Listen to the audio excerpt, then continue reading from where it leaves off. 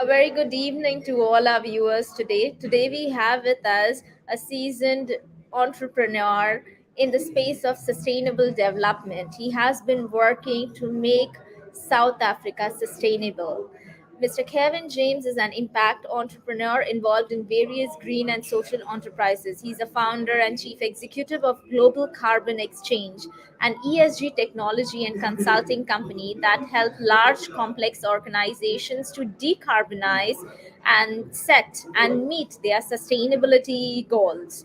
As a professional with deep experience in strategic corporate sustainability as well as development of green low carbon projects, Kevin and his team have developed sector leading technology within design and implementation of business intelligent analytics. Welcome, Kevin. Yes, hey Harsha, thank you so much for hosting the show and for inviting me to share some of my story with your audience. It's an honor to have you with us today. It'll be Thank, great to learn about your story and how did you do what you're doing and how did you reach where you have. thank you, Harsha. Thank you for the opportunity. So yeah, I felt a little bit strange talking about myself for most of the session, but who knows? Maybe one or two people will like the story and be inspired a little bit because it's a little bit of a checkered past that I've had. That nothing was by design. So in terms of what I do, but let me give you a little bit of background. I'm not sure how many of you actually knew exactly what you wanted to do when you were young. I wasn't one of those people. I actually was. Uh, I was more worried about having a good time and being young, which I suppose is a good thing. My sister was different. She wanted to be a doctor from a young age and became a doctor, and she became a psychiatrist, and that was and that was yeah, I was really envious of that, but that wasn't me. So I'm going to give you a bit of a talk for the first 10 minutes of this event about not what I do, but actually why I do what I do and how I came to doing what I do. For that, I need to take you back into my career as a businessman before I started Global Carbon Exchange in 2007 to give you an idea of how this all happened. So, just to give you some perspective, I'm 53 years old. I'm married. I've got 3 children. I started my career as an entrepreneur at the age of 21. After a gap year that I spent studying in Israel and Jerusalem, actually, I came back to South Africa, and I actually didn't know what I wanted to do still. I was under a lot of pressure to do something. And in those days, the choices were accountant, doctor, lawyer, etc. So I did accounting. I did a BCom, a Bachelor of Commerce Accounting. I was quite good with numbers, and I was very good at accounting at school. So I thought this made sense. But I did the degree, a 3-year degree, and then I did my articles with an accounting firm. I started my postgraduate to become a chartered accountant, and it just didn't resonate with me. I didn't enjoy it at all. I couldn't see myself doing this for the rest of my life. And so one day I just came home and I phoned up the university. I deregistered from the university to stop my diploma. And then I went to go and see the partner in the accounting firm, and I resigned from my job. And then I told my parents, and that didn't go down very well at all. But I just was true to myself. I said, this is not going to happen for me. So then I went on a trip around the world to see what I wanted to do. And then I thought, you know what, I was, like I say, I was still young. I still wanted to have a good time. So I thought I would align what I thought was my passion for going out and having a good time with my career. So what better way to do that than to get into the hospitality industry? And in this case, I actually was in the nightclub business, which you won't see on my CV, but I'm happy to talk about. I don't regret any of it because I learned huge lessons from everything in my life, and I have very little regret about everything that I've done. So besides it being a very dark industry, and despite our successes, everything went wrong in that business. I was in it for 2 years, which I'm very grateful for, because those 2 years really taught me, well, firstly, they were very stressful, everything, and I won't go into the detail, but at 21 years old, having my own 2 nightclubs at the time, thinking that this is the business that I was in, and thinking this was something I was passionate about, everything went wrong, and basically it was extremely stressful. My big lesson that I learned from there was that no matter how hard you try, and no matter how ethical you are in doing your business, okay, if you're on the wrong track, you're not going to succeed. And that's exactly what happened to me. Everything went wrong because they weren't meant to be right. So that was my stint there. And I obviously lost a huge amount of money, which I had to then try and fix and figure out. It was other people's money, and I needed to make sure that I made right there. So then after that, I was thinking, well, now what next? I was renting an office from a property guy, a guy who had a property business, an administration business, who wanted to get into the commercial property space. And he offered me a 50-50 partnership in a brokerage to start brokering commercial property. And I remember at the time thinking, wow, this is amazing. There's so many options. I can rent, I can lease, I can deal in industrial property, I can deal in offices, in retail properties, in residential properties. And I was like a bit of a kid in a candy store. I thought, you can't go wrong. And how wrong was I? And I suppose one of the next lessons that I learned in my stint in the property business, which was very successful, by the way, to the point, was that if you have limited resources and you're starting out as an entrepreneur, make sure you're pretty focused and you know exactly what you do. Try and get famous for one thing. And then from there, you're able to diversify and build out and start creating other departments that focus on other things. So in the first year, I actually did nothing. I was very unsuccessful. But then after that, we got ourselves into a niche, which involved sectional title and blocks of flats, and we became famous for it. We did like 22 buildings in 2 years. We bought, we sold, we developed, I built up some capital. And then everything went wrong again, because October 97, and this might be in the, on the minds or fresh on the minds of certainly people my age who may be in the audience, is that there was what we called the Asian crisis. It was an emerging market crisis where all the currencies of the emerging markets basically went into free fall.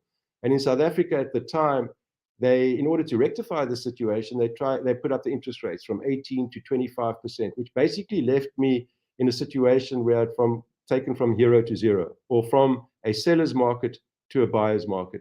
So literally in 1 week, all the capital that I'd managed to build up in 5 years at the time, I lost it because I had to sell everything at a loss. And I was sort of at that stage, I thought to myself, wow, do I really love this business enough to struggle through and actually rectify this? And I actually didn't.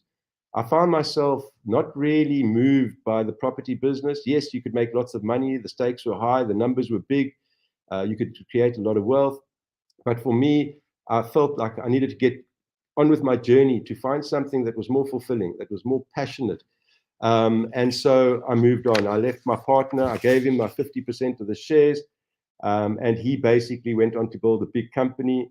And then I went on to the internet business, where I managed to secure myself a job in a very, very dynamic internet company back then in 1999. So you can imagine, this was when the internet bubble was still about to burst.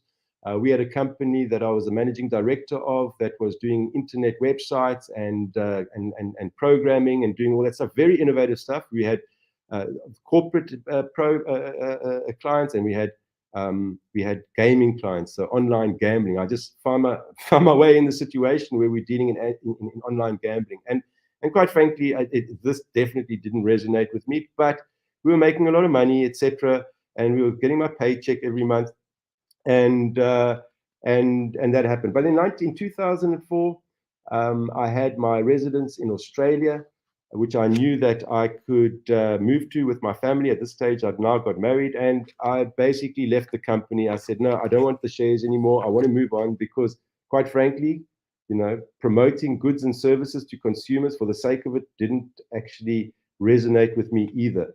So I moved to Australia, and that company today is one of the biggest digital agencies in South Africa. So, I was happy to be part of something that started, but I was even more happy to not continue with. And I think that's important, not to actually get stuck with any particular thing, because next second you come into the end of your life and you've lived an unfulfilling life. So I moved to Australia in 2004. And that was interesting. I arrived at a job in a property business, a Fijian property business, which once again, I didn't enjoy the people that I was working with. And after 3 months of being in Queensland, I resigned and I moved to Sydney. And I had to literally find a house, a hospital for my wife to have a baby, as well as another job. And I did. I found another job in strategy in the internet side of things. And I had another job after that with a biotech company, manufacturing human proteins to solve problems around aging. I'm talking about aesthetic aging. And this was just the end for me. I thought, you know what? I actually can't do this anymore. I cannot wake up in the morning and look at myself in the mirror and see myself applying all of this time to doing something that is so meaningless, in my opinion. Other people might not think that. So when I arrived in Sydney, my life changed. And this is probably one of the most epiphanal things of my journey, right? I joined Greenpeace because for the first time after having my first child, I I started paying attention to this climate change issue. And I realized that when I was in Sydney, in South Africa, I knew about climate change, but I sort of realized also that in an emerging, developing environment, there are more important things to deal with for a lot of the people. But when I got to Australia, I realized that actually this condition of complacency was a human condition. It had nothing to do with people's circumstances. And because people in Sydney and Australia are affluent people. They are privileged and educated people, yet they still didn't want to believe about climate change, and they certainly didn't want to do anything about it. So I joined Greenpeace. My wife and myself, we started a climate action group in Maroubra called Maroubra Climate Action, and we started raising awareness around climate change to Maroubra people. We'd have a stand at the beach on a Saturday morning, and we would really try and hand out flyers and promote and raise awareness around this issue. And this was back in 2006, 2005. And most of the people just looked at us as if we were crazy Greenpeace people. But at the time, this is actually what started creating that fire inside of me. And I am an activist, and this business is born out of activism, actually. So one evening, I went to go see a gentleman by the name of Dr. David Suzuki. And Dr. David Suzuki is one of the world famous, renowned environmentalists from Canada. He's very old now, he's in his 90s, I think, but he gave a speech in an auditorium that just blew me away. It was epiphanal. It basically started talking about concepts to me that he basically said that unless we internalize the externalities that are currently not being factored into doing business, then business will not change. And he focused on this idea of carbon credits and carbon pricing and said if people are going to pollute, they need to pay to pollute.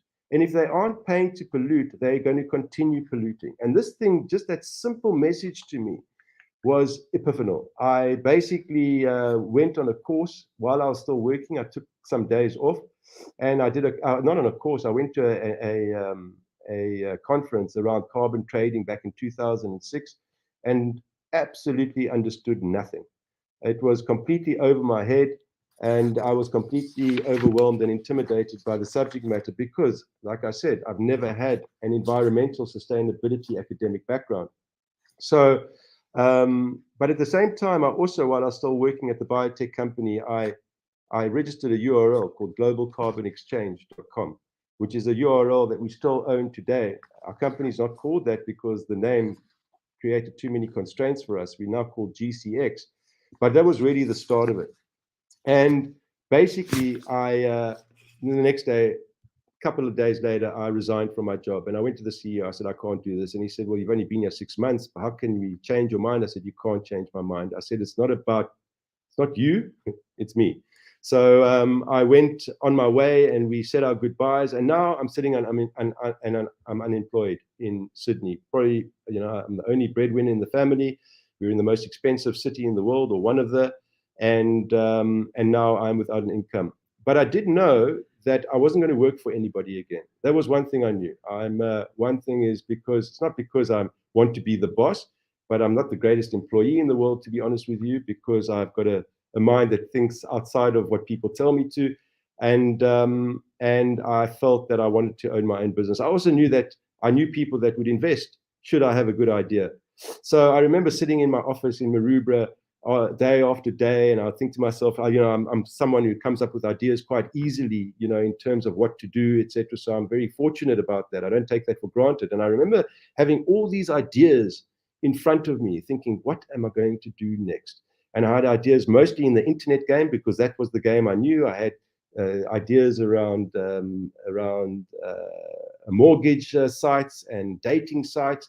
And then I had just a URL called Global Carbon Exchange. And when this particular friend, a high net worth individual, came to me and he said, Kevin, tell me what you've got. Tell me what you've got, and maybe I'll invest in it. And I showed him all the internet sites. And then he said to me, what is that thing there? I said, it's a URL. He said, what is it? I said, I'm not 100% sure, but I think it's going to be huge. I think it's got huge potential.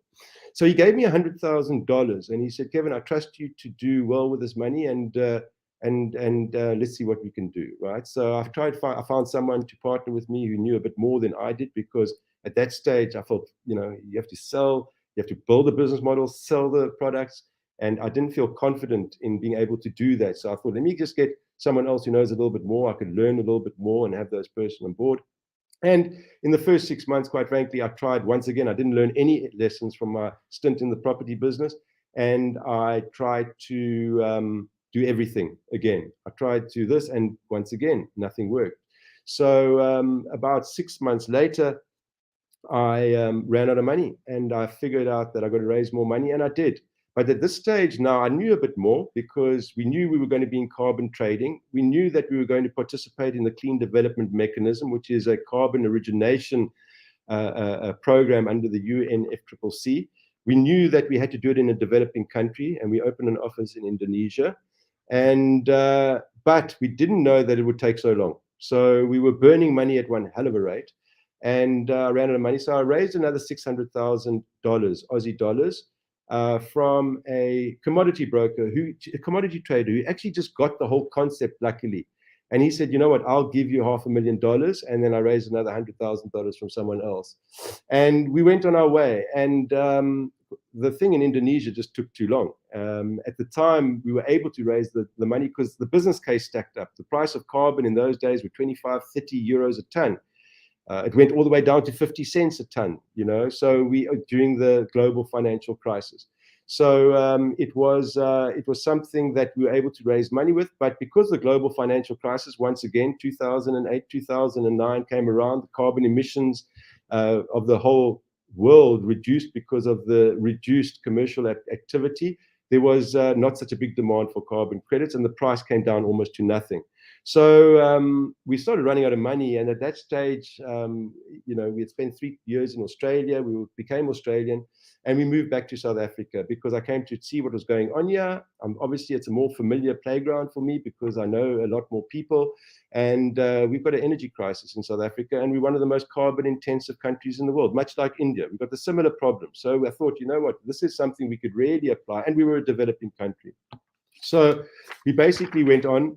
And the bubble burst after 2000 and 2008, 2009, came to South Africa and started doing just very basic consulting, carbon footprint assessments, carbon footprint verification.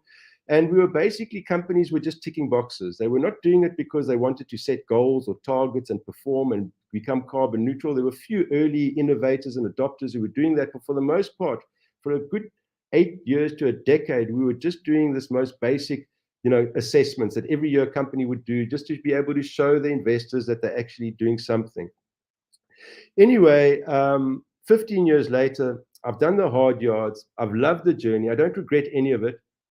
And I think the most important part and the message that I want to get across, okay, is that my whole life, up until the age of 38, when I started Global Carbon Exchange, was a search for purpose. It was a search for meaning.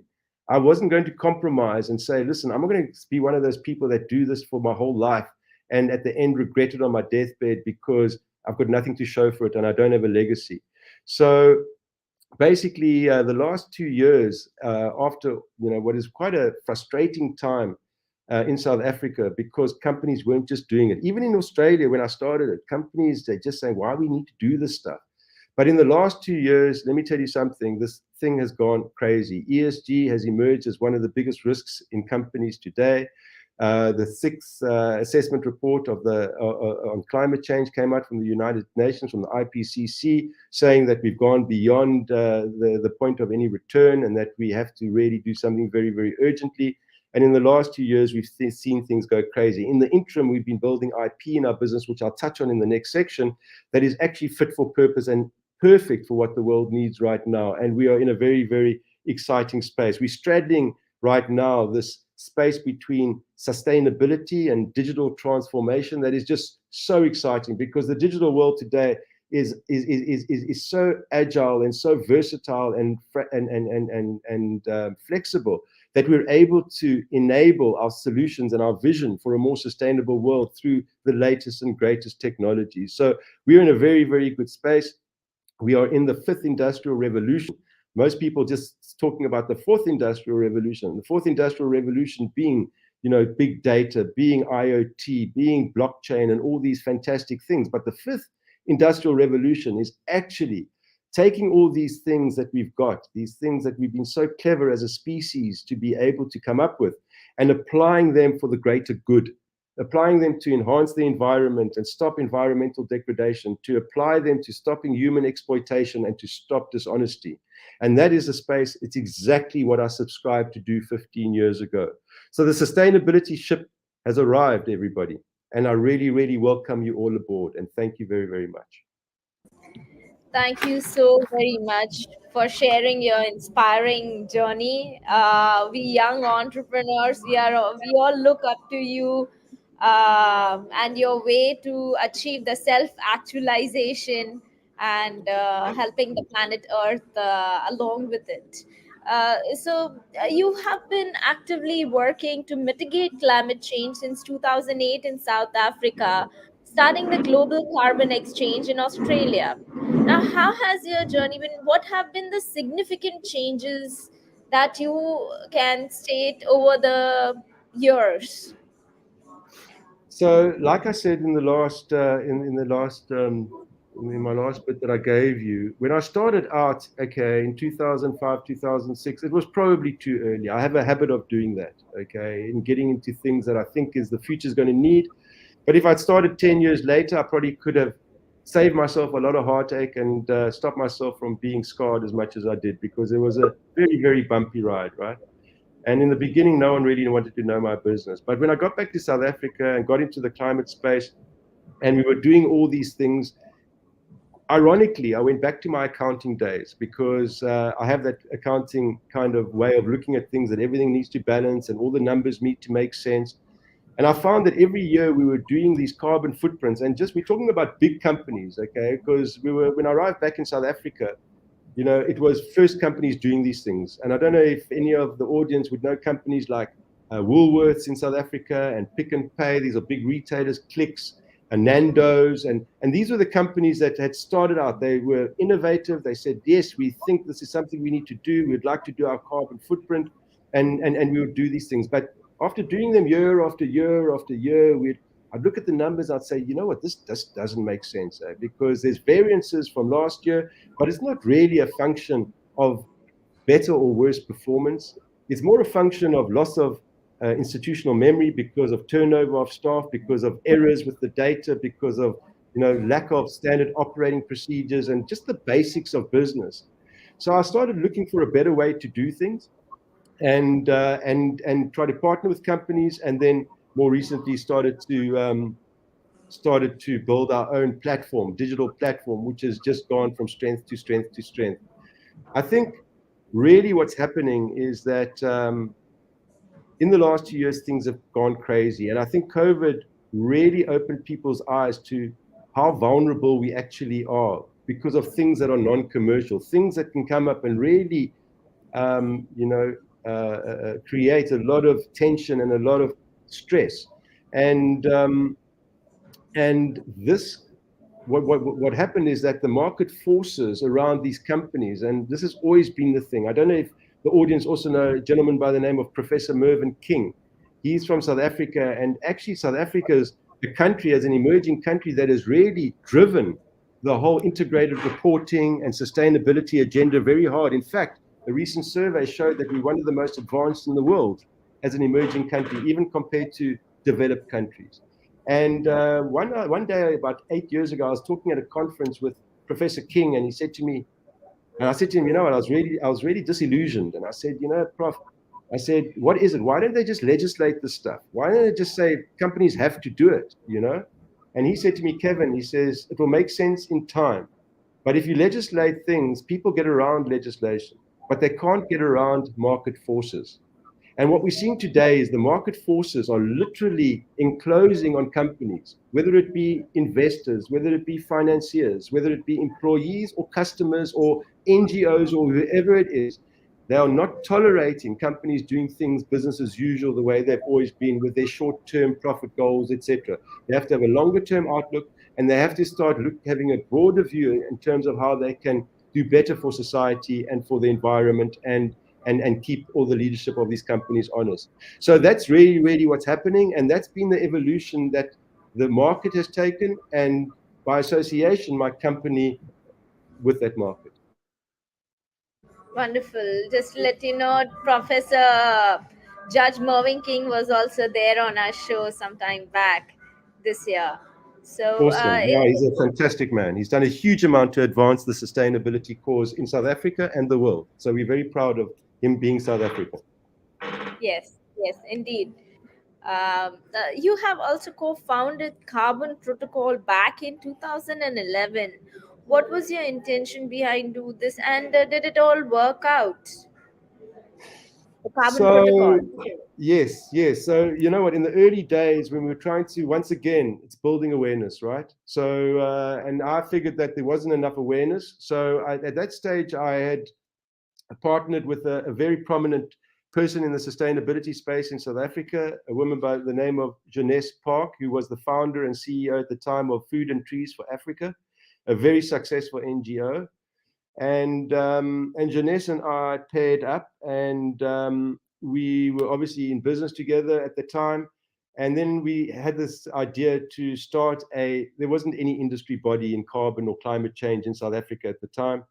And we started the Carbon Protocol, and all it was really was about putting companies together with carbon offset projects, and then giving them, creating a platform for consultants and people to share and to actually start inspiring each other and creating awareness and driving the discussion. We also did something at the time. It's funny when you brought this up with me and you saw it from our CV. I forgot about the Carbon Protocol. It's still around today. But in those days, that's what we wanted to do with it. We actually had started something called the Climate Change Leadership Awards. We did it for 3 or 4 years, and they were massive. We had 400 people, a very big auditorium, very fancy event, and we used to start awarding people for good response to climate change. And it was very exciting at the time. But really, at the time, something in 2012, I was under a lot of pressure, and I actually had to resign from the Carbon Protocol just to free up some time for myself. But that went on to become what they do today is they provide programs of activities of carbon credits to the market. So it went on to become something else, which I'm very proud that I actually had some actual hand in actually starting that organization. But after the first 2 years, I had nothing to do with it anymore. I see, I see. But that was a great initiative. Um, Now, you were also a director at Optimus Bio, which is a manufacturer of eco-friendly biological products that are primarily sold into the water treatment and industrial market. Tell us more about your experience out there. Yeah, so this is an interesting little company. It was born out of the CSIR, the Center for Scientific Research in South Africa, in Pretoria. It was one of the pieces of IP that was developed by at that time, the chief scientist for biological processes, Dr. Rajesh Lalu, an Indian gentleman who's very, very smart and switched on. And I was fortunate enough to be invited onto the board there to help get this company going and take this IP to commercialize it in the market. Unbelievable in terms of what we invented in that place, because I don't think people realize it, but probiotics, biological products, bacteria, enzyme-based products are actually something that can solve most problems in the world, certainly around remediation and cleaning and fixing and cleaning up things. So, while we do a whole lot of industrial stuff there's a lot of agricultural stuff, probiotics for livestock that makes the animals healthier, but all from a biological source. We're able to do hydrocarbon oil spills and clean those things up, but also a very big cleaning range in terms of just normal cleaning for households, for properties that can actually replace very toxic chemicals. And I think this is one of the things that it was really a very inspiring time for me, because I learned so much. And I also learned that this is something, even today, for most companies, it's out of sight, out of mind. They don't even think about it. What do you think? You put a bit of jik or a bit of this, and you don't actually consider what happens downstream when it gets into sewage, or whether it gets into the stormwater, and in South Africa it gets into the sea and it causes eutrophication and a whole lot of other things. So it was very interesting to understand, and I started raising awareness with people around this thing. I mean, even if you know the planetary boundaries, I don't know, out of the Stockholm Resilience Institute, this very good model with the 8 planetary boundaries, which show you all the man-made problems that we've made. Okay, one of them is this whole idea of toxic chemicals. It is the one planetary boundary that we aren't even in a position to measure. Okay, that's how bad it is. So, you know, we are pushing, and today I'm still involved in that business of pushing these green chemicals, and also trying to get people to understand that not all bacteria is bad. Okay, because there's good bacteria and there's bad bacteria, but the good bacteria can solve a lot of problems. And even during COVID, it became even more difficult because everyone said, you know, we don't want any bacteria, good bacteria, bad bacteria, I don't care, we don't want it. And they just wanted to sanitize everything. So we had to go backwards, a bit of a difficult time, but now we're forwards again. So it's a very interesting space, and it's a space that I think I'll be involved in for the rest of my life. And it's it's been very, very interesting.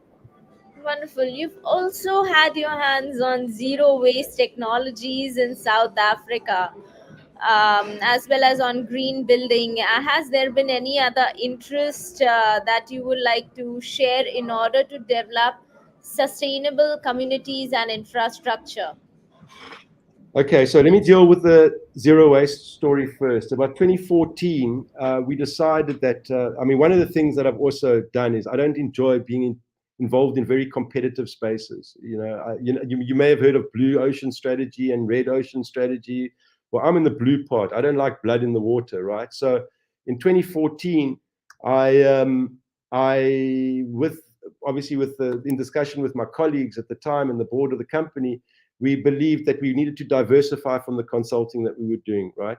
So we decided we wanted to get into the waste space. We believed that waste was going to be the next crisis. Certainly in South Africa, we've got a problem with waste because all our landfills are closing, and they're not building more landfills. So it's actually not only a sustainability problem where landfills are very bad for the environment, but it's also a business continuity issue in South Africa, because if you've got nowhere to take your waste, then you've got a health issue, you've got a business continuity issue, right? So we saw this coming, and we hired some of the smartest minds in the waste space from the waste companies who were involved in waste alternatives, all chemical engineers, and we went on a journey, and it was very hard. In the beginning, it was called GCX Zero Waste. Our whole ethos of that company is to help enterprises, cities, precincts achieve a state of zero waste to landfill. Okay, that is our number one goal. That's why we called Zero Waste Technologies. And we wanted to be able to capitalize on the project development opportunities in that space. And our team had specific skills around waste to energy, biogas, digestion, and turning organic matter into gas and into electricity and steam and heat, as well as something called pyrolysis gasification, which is taking any kind of waste, municipal solid waste, putting it into a machine, high temperatures, low oxygen level, and be able to produce a gas that can make electricity. Okay, so far, so that's what we do in that business. We don't do turnkey projects. We build, own, and operate our own product projects with our own finance. So we find companies who will give us their waste and who want the energy or the steam or the heat, and we do all the bits in between, and we are solving the waste problems in South Africa like that. We're doing the one at the V&A waterfront. You may have heard of it. It's a very iconic waterfront in the world. It's the one in Cape Town. Yeah, they've chosen. We did their whole strategy, and they want to do a zero waste strategy. And they actually yesterday started the process and started the process of doing all of that. But we also do other things. We do waste to brick, waste to cement, waste to anything but landfill. And that business also does consulting. We've got a whole toolkit of things that we help companies to get to zero waste across an entire enterprise. Plus, GCX does the data analytics. So we use the data analytics as a guide to be able to implement a strategy and prioritize across an entire complex organization. So about 3-4 years ago, I sold half of that business to one of the biggest waste recycling companies in South Africa, who is on the same ethos and path as us. And since then, it's just exploded. We are, we are rolling out biogas plants in the agro-processing industry, all the abattoirs, taking their waste, turning it into gas and steam for their facilities. We run and own a big one here in Elgin, which is taking 60 tons of organic waste a day and turning it into gas for the facility for algae and fruit juices. So we're doing it, and it's very, very exciting. And I believe the waste space is I think, well, we're seeing it all the time. Everyone, you see, when there's no service delivery and there's no landfills, then, you know, the companies are left to their own devices to find alternatives, and we are the alternative. Wonderful. And the thing on green buildings, Sorry, which so, is yes. another area of interest. Yeah. So I've also once again been privileged to have been invited about 5 years ago onto the board of the Green Building Council South Africa. There's one in every country around the world. I believe there's one in India as well. I'm also chairperson of the Governance, Audit and Sustainability Committee, which puts me on the ExCo. So I'm very involved with the Green Building Council.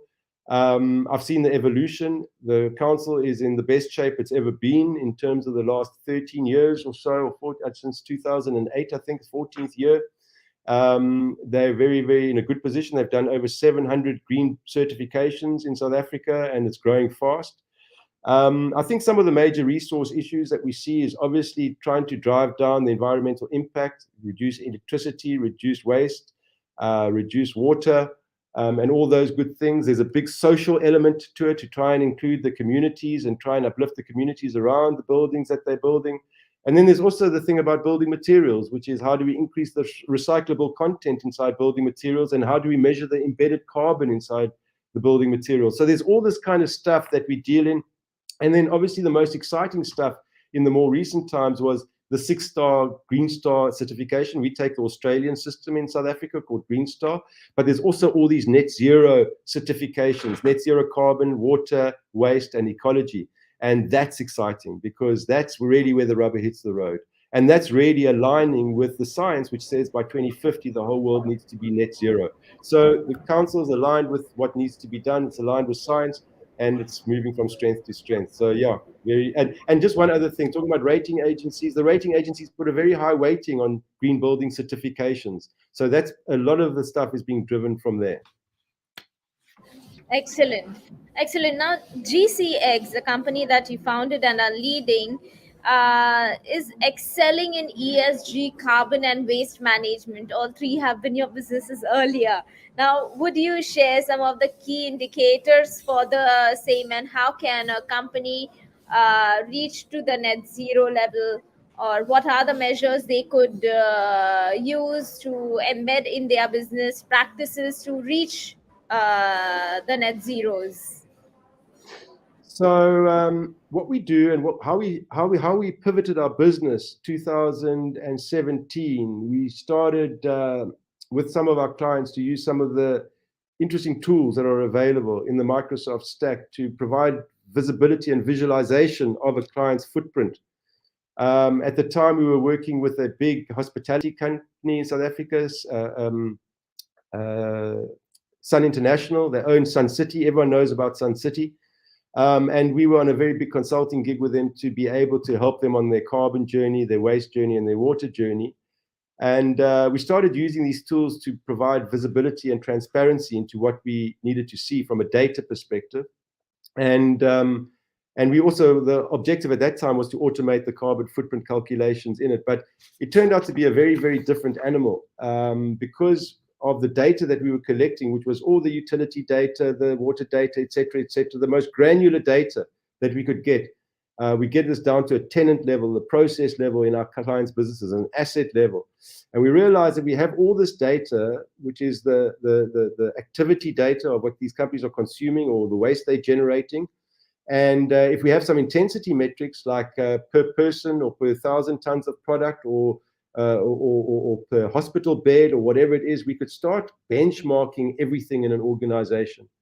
And then that became something we could start performance managing companies. So we could start setting baselines, setting targets, and we could start putting in milestones for companies to track against these things and start figuring out how well they're doing. And that has been extremely exciting because we're now in our 5th iteration, and now we're building an entire enterprise sustainability platform that is going to be able to engage with the financial side of things. Because one thing I didn't say earlier, but in the last 2 years, one of the biggest things that have advanced the sustainability cause has been this has been the emergence of sustainable finance.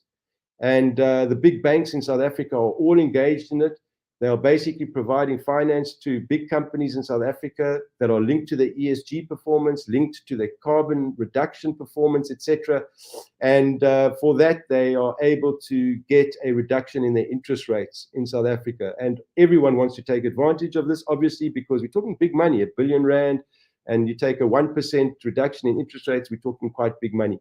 So, so everyone wants to take advantage of us, and we have the perfect system to be able to help our clients track everything and fix their data. Because the biggest problem, and I think why we did this and the way that we do it, shall I say, is because companies right now, what we find in companies when we deal with them is that their data is an absolute mess. I mean, most of the companies, even in the world, even BlackRock said in their survey that while most companies are reporting to the S&P components, what they're finding is only 50% are actually confident in that data to be able to further the investment into sustainability. So every company has a problem with their data, with their completeness, with the accuracy, availability, and that's why we exist, actually, to fix that problem. So that's why we do what we do. And a couple of case studies that we do it for, just so you can understand the companies that we do it for. GrowthPoint is the biggest real estate company in South Africa. They are subscribed to every part of our system. They're setting science-based targets. They're setting net zero targets. They're driving zero waste to landfill. We've given them a view right down to their tenants. We can actually benchmark 6,000 tenants in their categories against each other, and we're able to report back to those tenants how well they're doing in kilowatt hours per square meter, water per square meter, etc., etc. So it's been a very, very interesting thing there. The V&A Waterfront is another one that we did. We developed a net zero strategy, and for that they are doing net zero water, net zero carbon, net zero waste. They're putting in a desalination plant at the moment to take the seawater and make it into drinking water. We're doing the waste to energy plant to take all their waste to create power to drive the desalination plant. They're putting solar on all the roofs so that they can get to net zero carbon. They've got a black water treatment system which takes all their effluent water, turns it into potable water. They've got a district cooling system which takes the seawater to cool down all the shopping centers. Very, very innovative. And we basically monitor all this in our platform, which is very, very exciting. So there's various other case studies I could refer to, but that's the kind of stuff that we do in practice. Would you like to share one of the case studies of one company that you must have transformed using your using the business intelligent analytics that you all are doing? One case study. So that growth, the V&A Waterfront, the one I refer to, is a really good one because it's drawing a lot of attention. Another one that I can talk about also in the real estate sector is Liberty 2 Degrees, which is probably some of the most iconic shopping malls in South Africa. You would have heard of Nelson Mandela Square, Sandton City. We monitor all that stuff, and they've set some very ambitious targets. They've got a very bold leader there who has set net zero waste, net zero water, net zero carbon, and we are helping with everything to provide them with a supply of large-scale renewable energy. We're doing the net zero waste. We're at 95%. We're there almost. We're doing the net zero water as well with them. So we are. You'll probably find the science-based targets and all that stuff is really what we aim towards, and then our story in terms of the platform allows us the transparency and the visibility to be able to guide us on that journey and be able to provide our clients with the right information at the right time. Are there some specific innovations that you would like to mention in the solutions that you're giving them? Any innovations? So not the ones that we're giving them. The one innovation that I've always been completely, what's the word? That really impresses me, okay, is anything to do with biomimicry. And I know you probably know what biomimicry is, Harsha. It's basically to mimic nature, okay? So nature is perfect by design, let's agree. Human beings, we create solutions to problems, but we're very good at creating other problems, okay? It's unintended consequences, they call them. And we do that all the time. And we're continuously putting band-aids on things, and then there's other problems created. So whenever there's a design which mimics nature, I get really, really interested by that. Our biogas digesters are that. You put organic waste in, it's got a membrane like your stomach, gas comes out, digestate comes out, it's like a stomach. That's what we're mimicking when we're creating biogas, right?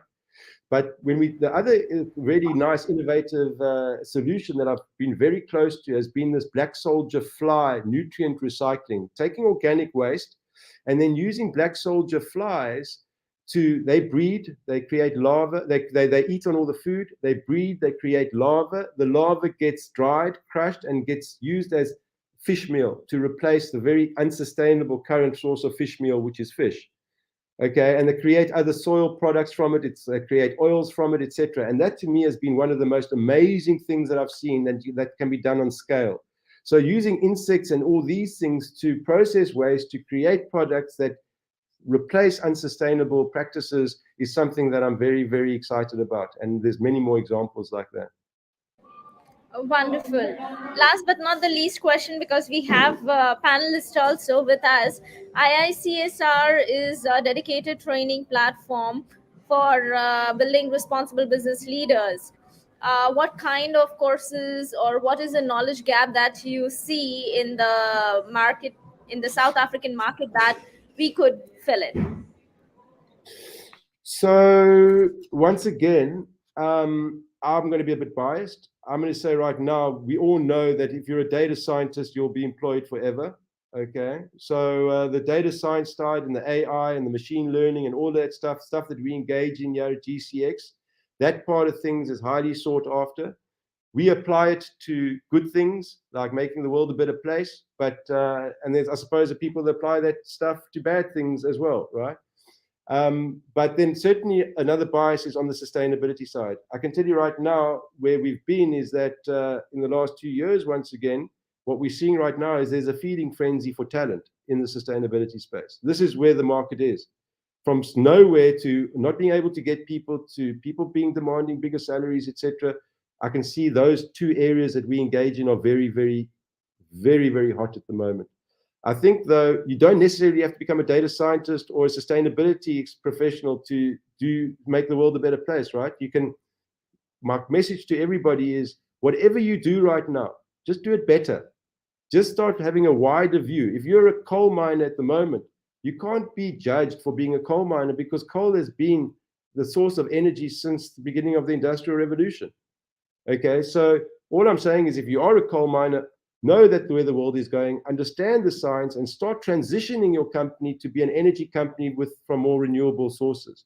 If you're a facilities manager, for example, and your job has always been to keep the facilities going and clean and serviced, etc., now you just got to add something to those, make those facilities run as efficiently as possible, so they have the lowest impact on the environment. So what I'm saying is just take a look at whatever you do and find purpose in whatever you do. You don't necessarily have to start a new career. That's my message, really. Wonderful to find a purpose in whatever we do.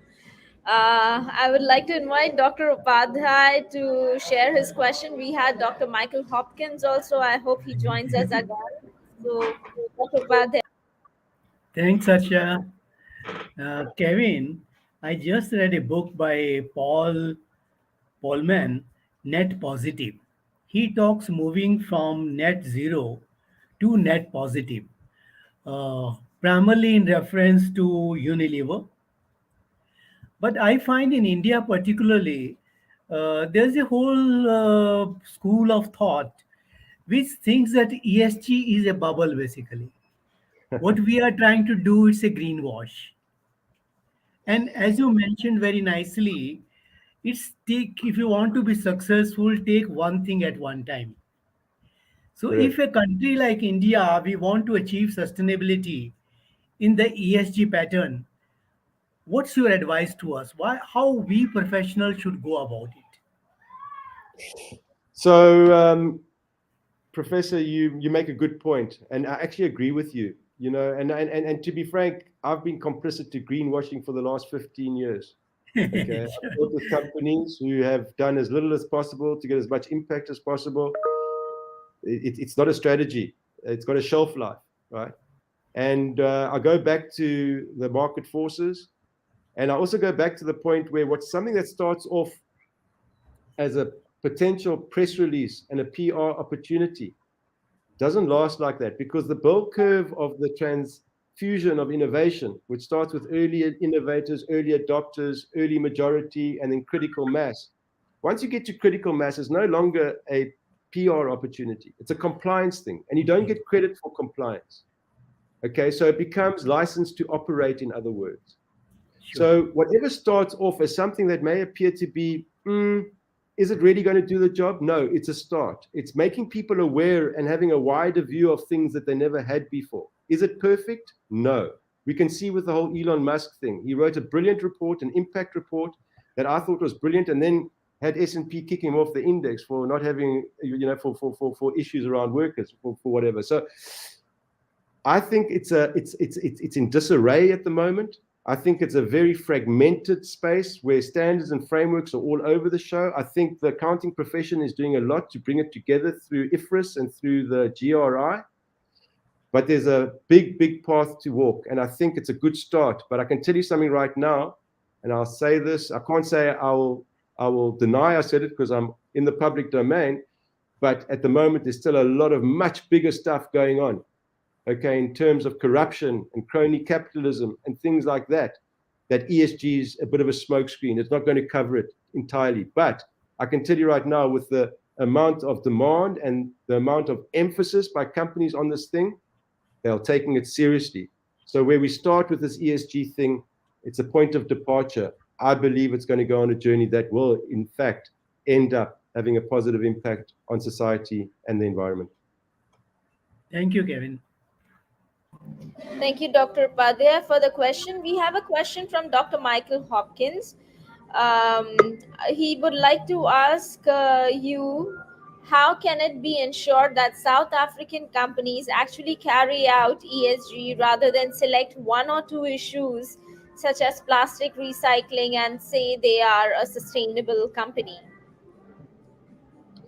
So one of the problems around ESG is that it doesn't consolidate as easily as carbon footprint does. Okay. So when we got into the ESG space, I was looking for something that can actually bring it together outside of the rating agencies. Because at the moment, it's the rating agencies, they've got their algorithms and their weightings and their materiality maps, and they can actually bring this together in a rating, a double A, B, B, et cetera, right? With carbon footprint, you've got the benefit of a currency, which is CO2 equivalent. And you can have intensity metrics which can compare apples with apples. With ESG, you've got rating agencies, but whether it's Sustainalytics or MSCI or EcoVadis, you can put the same company through all of those algorithms and they'll come up with different results. So the thing is, what do you, and it's a good question. So the question is, how do we know that a company is doing well from an ESG perspective? Okay, and there's part of it that says, hold on, if your material issue is waste, or if your material issue is burning coal, then actually you want to focus 80% of your time on that, and the other stuff is actually of less material importance. So how do we know that companies are not doing a balanced scorecard around ESG? They will be judged by the market. At the moment, most of the finance, most of the investment analysts are looking at ESG ratings, which is a holistic look at your company. So while it's not a perfect world, I believe it is drawing attention to what the wider view needs to be in terms of the sheer extent of all the aspects and metrics that need to be considered when developing and rolling out an ESG strategy. I hope that answers your question. Thank you. Thank you so much, Kevin. We've got few comments from our viewers on LinkedIn, Mr. Amit Khanzore, Mr. Sumit Upadhyay, Mr. Ramakrishna Agrawal. So it has been great interacting with you. Would you have any final message for all our viewers in India, South Africa, and other people who would watch it late? I think my message to everybody, we're in something that's been stated, we're in the great resignation right now. Okay, people are just very restless. People with what's going in the world right now, they're realizing that getting a paycheck every month is actually not going to cut it for the rest of their lives. They're looking for meaning, they're looking for fulfillment and contentment, and they're looking for passion and purpose, something that's going to, they can get up in the morning every day and say, wow, how lucky I am to be doing what I'm doing. I'm one of those people, okay? But it took me a long time to get there and a whole journey of ups and downs.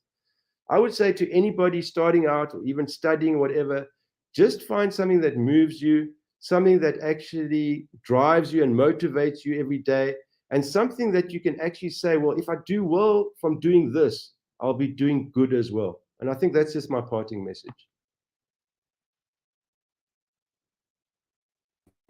Thank you so much, Kevin, for joining us today evening. It has been a pleasure learning about your journey, and all the work that you're doing is so inspiring to all of us. Thank you so much, Harsha. Thank you, KK. Thanks for the opportunity to speak to your audience. And yeah, hopefully we will engage again. Thank you. Thank you, sir.